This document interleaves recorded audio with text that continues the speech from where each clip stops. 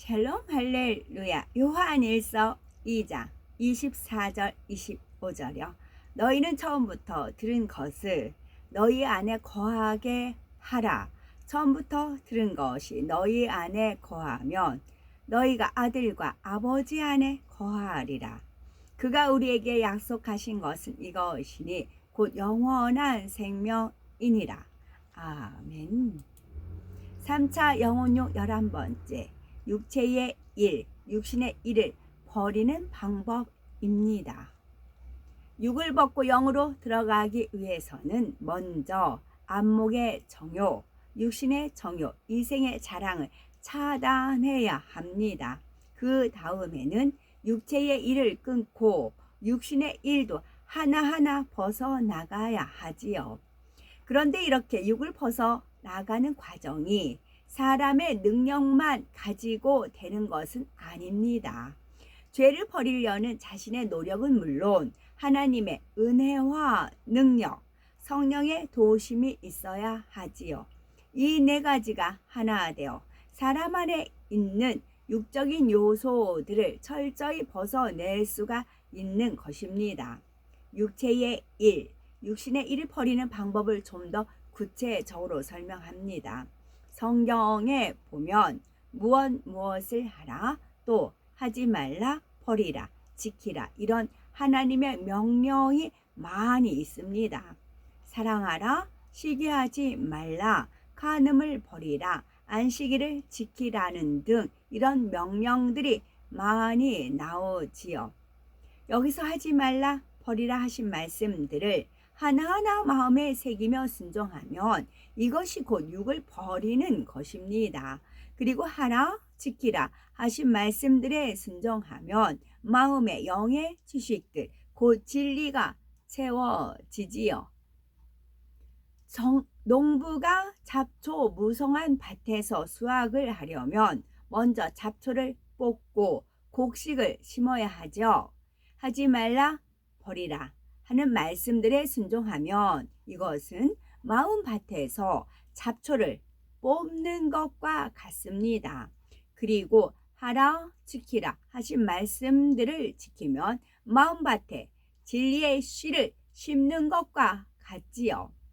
비진리의 잡초를 뽑으면서 진리의 씨를 심는데 이런 작업들을 계속 믿음으로 행해 나가면 여러 가지 영의 열매들을 맺게 됩니다. 성령의 9가지 열매, 사랑장에 있는 사랑의 열매, 빛의 열매 이런 열매들이 하나하나 맺히게 되지요. 그러면 어느새 영의 사람으로 변해 있는 것입니다. 가장 죄성부터 뽑아내면 나머지는 쉽게 버려집니다. 어떤 사람은 내 안에는 버리지 못한 육이 너무 많은데 어느 세월에 다 버립니까? 하고 처음부터 포기하기도 합니다.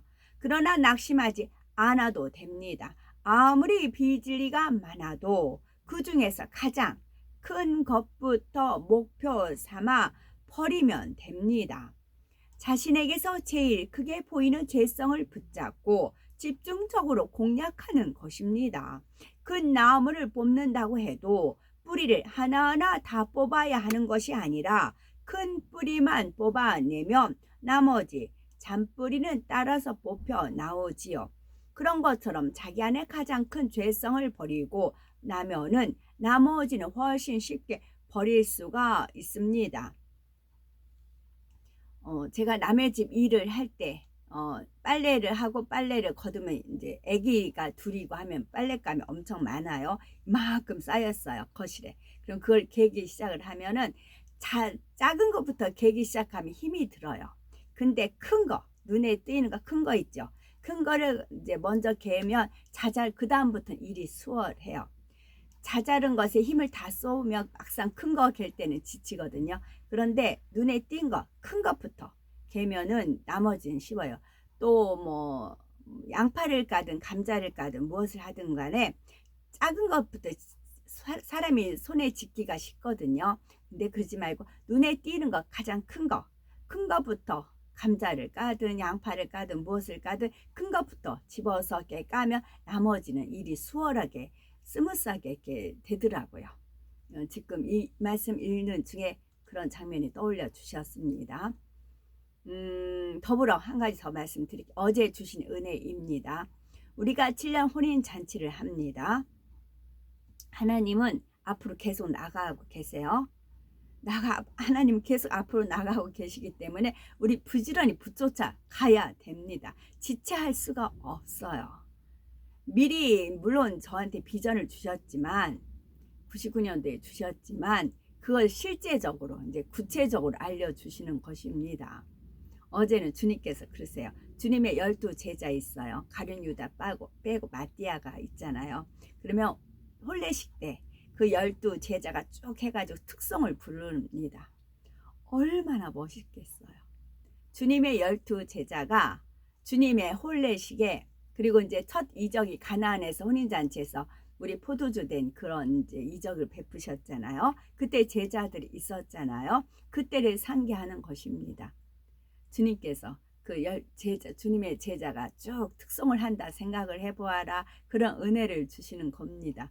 엄청 벅차고 행복했지요. 그 베드로라든가 쭉 그 인물들이 있잖아요. 그분들이 주님의 혼례식에 특송을 하는 것입니다. 하모니에 아름답게 멜로디. 주님은 나의 노래 하면서 그들이 얼마나 흥분되고 얼마나 행복하겠어요.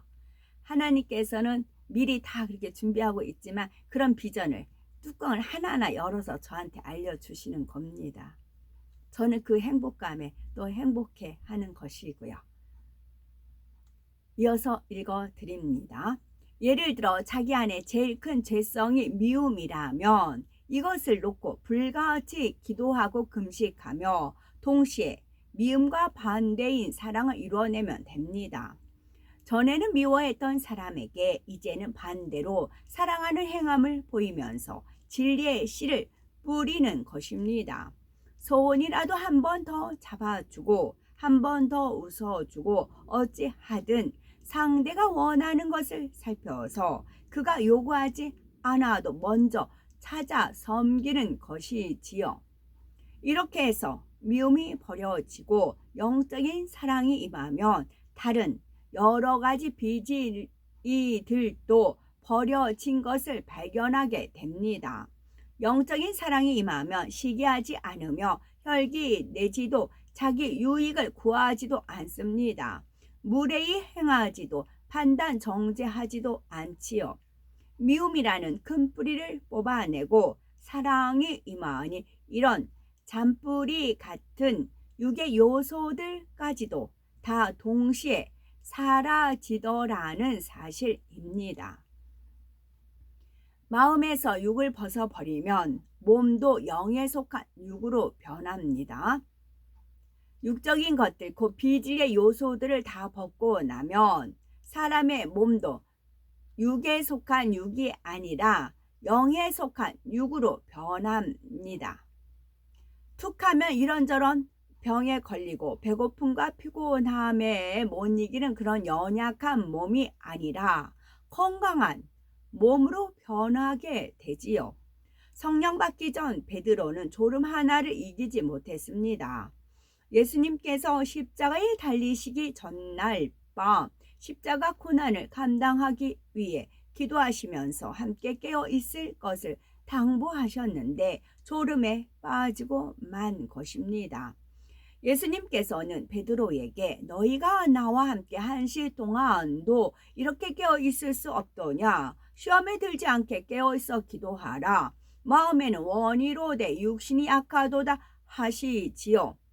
그런데 여기서 육신이 약하다는 것은 흔히 사람들이 생각하는 것처럼 베드로의 몸이 약하다는 의미가 아니죠. 아직 성령을 받지 못한 베드로가 아직도 죄를 다 버리지 못한 사람으로서 영에 속한 육을 이루지 못했음을 의미합니다. 육을 버리고 영으로 들어가면 혼이나 육이 영의 지배를 받게 됩니다. 육이 아무리 피곤한다 해도 마음이 깨어있기 원할 때는 잠들지 않을 수가 있지요. 당시의 베드로는 비록 건장한 장정이었을지라도 아직 육을 다 버리지 못한 상태였기에 마음이 아무리 깨어있기를 원한다 해도 피곤함과 게으름 같은 육의 속성을 다스리지 못했던 것입니다. 또 베드로는 나중에 예수님께서 잡히신 후에는 순간에 두려움으로 인해 사랑하는 예수님을 부인하기까지 했습니다. 영으로 혼을 지배할 수 있었다면 능히 두려움을 극복할 수 있었을 텐데 육신이 약했기 때문에 두려움에 굴복하여 이런 엄청난 사건이 벌어진 것입니다. 어떤 사람들은 베드로도 졸음을 이기지 못하고 주님을 부인했는데 너 같은 사람이야 잘못할 수도 있지 라고 하지요. 그러나 베드로가 육신이 약했던 것은 성령 받기 이전이었기 때문입니다. 성령을 받고 육을 벗어버린 후에는 오히려 많은 사람의 질병과 연약함, 귀신 들린 것도 고쳐주고 심지어 죽은 사람도 살려내는 권능을 행했습니다. 그리고 자청하여 십자가에 거꾸로 달리기까지 모든 고난을 두려움 없이 감당할 수 있는 강하고 담대한 사람으로 변화되었지요. 성령을 받은 우리도 마음의 성결을 이루어가는 만큼 영에 속한 육으로 변화되어 갑니다. 온전히 성결된 것은 아니라 해도 영으로 변화되어 가는 만큼 예전에 연약했던 사람들에게 강건함을 주시는 것입니다. 영혼이 잘됨 같이 범사에 잘되고 강건하다는 말씀이 그대로 임하게 되는 것이지요. 이제 3차 영혼육 육의 분야를 마치고 혼야 분야 들어갑니다. 혼야 분야에서는 주로 육에 속한 혼을 영에 속한 혼으로 바꿔 나가는 것을 배우지요. 그러면 먼저 혼이란 무엇인지 살펴보면 사람의 뇌 속에는 기억 장치가 들어 있습니다. 그리고 사람이 살아가면서 얻게 된 지식들, 곧 보고, 듣고, 배우고, 체험한 무수한 내용이 이 기억 장치 안에 저장이 됩니다. 이렇게 저장된 자료들, 그 기억된 내용들을 다시 떠올리는 것이 생각이고 그 지식을 잘 활용할 줄 아는 사람을 지혜롭다고 말하지요. 머릿속의 기억장치와 그 안에 기억된 지식들, 그리고 그것을 떠올리고 활용하는 작용들, 이런 것들을 다 통틀어서 혼이라고 합니다. 사람을 컴퓨터에 비유하자면 컴퓨터 안에 기억장치가 있고 그 기억장치 안에 자료를 저장할 수가 있습니다. 나중에 그 자료를 검색하여 찾아내거나 프로그램에 맞게 활용할 수가 있지요. 컴퓨터의 기억장치와 자료, 그리고 검색하고 활용하는 모든 과정이 사람으로 치면 다 혼에 속하는 것입니다. 사람이 무엇을 보고 듣고 입력해서 어떤 지식을 갖고 있는지, 또 이것을 어떻게 떠올리며 활용하는지는 모든 사람이 다릅니다.